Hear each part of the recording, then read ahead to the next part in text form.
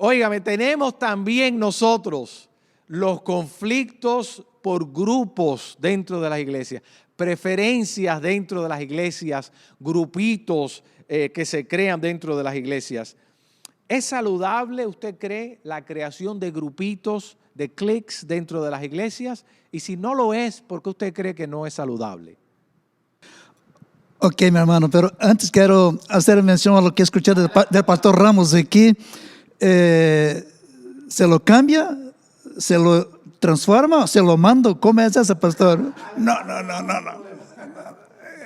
Eso no conocía, de verdad que fue impactante. Y yo conocía, ilumínalo, no, señor, elimínalo. Pero volviendo al tema del grupo. Hay que entender el concepto de grupos dentro de la iglesia. Y cuando hablamos de grupos pequeños de estudios bíblicos, grupos de conexiones, grupos afines, esos son saludables, porque dentro de una visión de la iglesia, dentro de una visión del pastor, porque son grupos que van a generar crecimientos. Ahí puede ser grupos de hombres, grupos de mujeres, grupos de matrimonios, por supuesto que dentro de la visión de un plan discipular. Esos grupos son saludables. Ahora, por supuesto que los grupos llamados grupitos, creo que esa es la idea que tienen esos grupitos, por supuesto que no, esos no son saludables. Esos dañan, eso traen problemas, eso traen división. Y yo creo honestamente que todo lo que causa división en una iglesia es pecado. Y eso es hacer acepción de personas. ¿Y qué le dice? Efectivamente, acepción de personas, que a veces se practica, ¿no? Y uno debiera pensar si el pastor a veces no fuera uno que contribuye a los grupitos en la iglesia, ¿no? Debiera que pensar en eso. ¿Qué le dice el Evangelio? ¿Qué le diría Jesucristo a esos hermanos que tienen preferencia por unos y sienten rechazos por otros hermanos? Tengo que volver al que dijo el pastor Abella, y el hermano aquí también mencionó de que tenemos que mirar a la gente con la lente del Evangelio, porque ahí está todo. El Señor nos dijo que debemos amar a Dios sobre todas las cosas y al prójimo como a uno mismo. O sea, el amor está por sobre todas las cosas. Y cuando ponemos eso en práctica, ponemos eso en acción, amar a nuestro prójimo, por supuesto que vamos a derribar por tierra todo eso que es división, separación. Somos una familia. La iglesia es una familia, un solo cuerpo, y no puede haber esa distinción, esta separación, esta acepción. Y el pastor mucho menos debe de ser la persona que va a crear esa situación. Al revés, tiene que estar instruyendo, enseñando, guiando a su iglesia. Perdóname, pastor, ¿usted ha conocido a pastores que son los que han formado grupitos dentro de las congregaciones? ¿O nunca ha visto un caso así? No, honestamente no he visto nada a ese extremo. De verdad que no. Porque sería de verdad un cúmulo, ¿no? Absurdo. Como usted dice, se basa en el amor. La respuesta correcta se basa en el amor, ¿no? Darle. 22 está ahí diciendo para nosotros el gran mandamiento: amar a Dios sobre todas las cosas, de todo el corazón, alma, fuerza, entendimiento. Quiero aprovechar eso aquí para algo que estoy siempre hablando con mi congregación, y ellos van a reír cuando escuchen eso. Hablo del café espiritual. Amar a Dios de todo el corazón, alma, fuerza y entendimiento. O sea, ahí hay un café espiritual. Y la otra parte es amar al prójimo. Y entonces el gran mandamiento nos trae eso, de que si amamos a aquellas personas que están alrededor de nosotros, aún aquellos que necesitan una gracia especial. Porque sí, hay personas que necesitan una gracia especial para amarlos. Y cuando amamos de esa manera, estamos dando un paso grandísimo a que no hayan grupitos en nuestras congregaciones. O sea, que usted dice un amor incondicional, ¿no? Amar siguiendo lo que dice el Evangelio. Condicional. Amén. El amor de Cristo. Efectivamente. Y fíjense que nosotros los pastores tenemos que cuidarnos de esto, porque ¿qué pasa? Acción y reacción. Sucede que ministramos a las almas, pero no todas las almas responden a nuestro ministerio de la misma manera.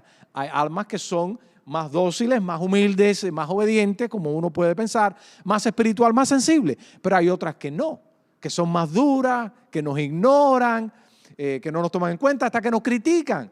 Y puede a veces el riesgo para el pastor sería, o la tentación, enfocarse más en estas almas que en las otras almas. ¿Ve? Entonces, cuando eso sucede, ya se creó un grupito, ya hay una preferencia desde el punto de vista pastoral. Pastor, ¿cómo es posible que usted siempre lleva a comer al hijo de fulana y mengana? Pero a este muchacho que está aquí, el hijo mío, usted nunca lo lleva a ningún lado. Entonces, ese tipo de dinámica, Pastor Jamil, y ahora vamos con ustedes, ¿cómo el pastor pudiera cuidarse de eso? Siendo, La impresión que él está teniendo preferencia, ¿no? claro, siendo imparcial, el pastor no puede demostrar predilecciones por este grupo o aquel grupo. Al fin, la iglesia no puede estar formada por grupos. Fíjense que nosotros tenemos en nuestra congregación 15 naciones representadas. Celebramos hace poco nuestro aniversario con comidas típicas de cada nación y la gente vestida con sus ropas características y todo más, pero en un ambiente de festividad, de gozo, de contentamiento. Y yo doy gracias a Dios porque nosotros no sentimos este problema en nuestro grupo. Ahora, combatimos justamente para que esto no suceda.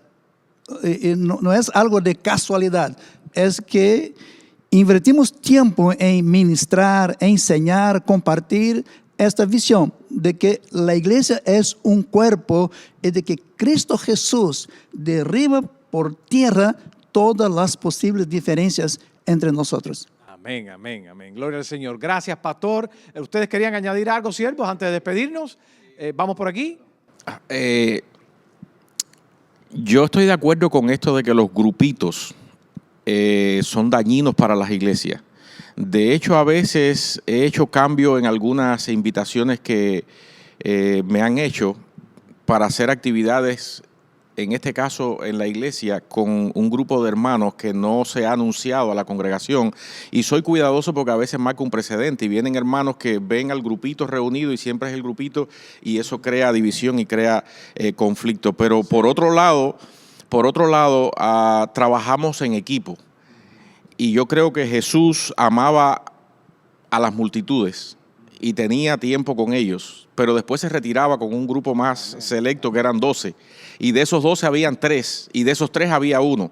Y nosotros no somos diferentes y somos humanos y necesitamos afecto, apoyo, y la manera en que compartimos la visión del ministerio de manera informal es cuando dedicamos tiempo a esas personas que están más cerca de ti porque dedican más tiempo, son más consagrados o te apoyan más, y uno necesita a veces ese afecto, ese apoyo, esa palabra de ánimo para seguir adelante. Entonces, hay que ver cuando uno lo está haciendo porque este es el que me regala o porque es el que me está siempre teniendo de pompa en pompa, o cuando son personas maduras que Dios usa para apoyar tu ministerio. Entonces, mantener una diferencia entre dedicar a veces un poquito de tiempo para explicarle cosas a ellos que no la compartes con toda la congregación. Uno tiene que amar a todo el mundo igual, pero en cuanto al tiempo que dedica para estar con los grupos, hay grupos que son edificantes. Y claro, ahora viene este problema. Hermana, yo he llamado a su hijo, yo he llamado a su esposo, a su hermano, a usted, y esa gente nunca me paran bola, ¿verdad? Este hermano siempre quiere reunirse y siempre está dispuesto. Pero lo bueno sería siempre darle esa oportunidad al otro, ¿verdad? Para que vea nuestra disposición. Ministramos a todo el que esté dispuesto a recibirlo. Adelante, pastor. Sí, nosotros tenemos como tarea, la tarea importante de los pastores es preparar a otros pastores. Recordemos que Moisés preparó a Josué. Josué no preparó a nadie. Por lo que en Jueces tenemos 2 problemas. Cada uno hacía lo que bien le parecía y se levantó una generación que no conocía a Jehová, porque Josué no preparó a nadie. Entonces, nosotros escuchamos muchas veces, piensa en grande. Más bien tenemos que pensar en pequeño. Como dijo muy bien aquí el pastor Ramos, Jesús se concentró en pocos para entrenar a sus sucesores. En 3 sobre todo, Pedro, Jacobo y Juan. En ellos 3, si uno lee el Evangelio de Marcos, Más o menos la mitad del Evangelio de Marcos está destinado al tiempo que Jesús pasó con sus discípulos, no con la multitud. Por eso a veces hay grupos que son positivos, si los entendemos bien, si son con un propósito de ministrar y de preparar ministros. Amén, amén, amén. ¿Alguien más quería decir ya para terminar, pastor? Solamente para decir que uno de los remedios para poder hacer ambas cosas, ¿no? El poder tener ese grupo pequeño de ministros, de personas en los cuales están apoyándonos y trabajándonos, estoy de acuerdo, pero a la misma vez hay que pastorearlos a todos. O puede ser igual que Richard Baxter, que planeó a visitar toda la semana a tantas personas para tener ese contacto personal.